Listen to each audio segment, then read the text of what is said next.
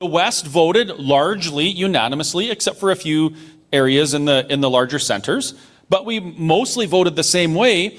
And at 8 o'clock, our polls closed in all of these elections.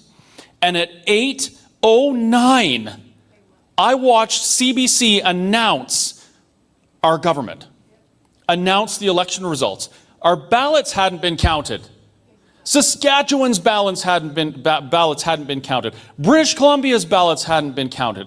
And the election was called. So as a Western Canadian, I was left sitting there stunned, wondering what kind of democracy doesn't even acknowledge that a third of the democratic voice exists. That's a problem for me. That's a problem. In a democracy, you should be able to solve the problems that plague you.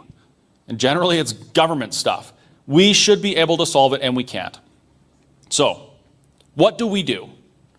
How do we fix this? Well, a referendum on Alberta independence would be a great start. Not because I want to break anything up or destroy anything, but I believe that people should be able to self-determine. No man or no woman should be subject to laws that they cannot change. Period. That's not democracy. That's colonialism.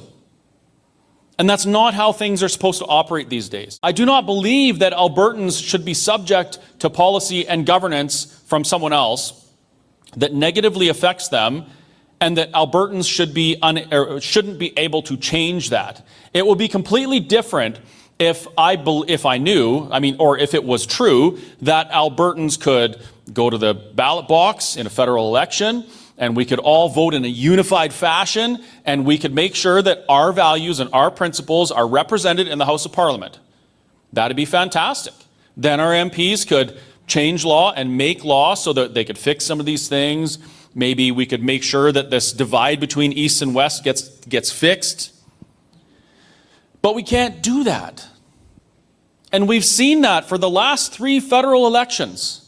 We watched as, and in federal politics, it's largely conservative against liberal, but we watched as, in the last election, as a conservative party with a 30-point lead was annihilated by the East's desire to fear Trump. That's what won the election. That's what they campaigned on. And Albertans, we're over here like, none of this really makes sense.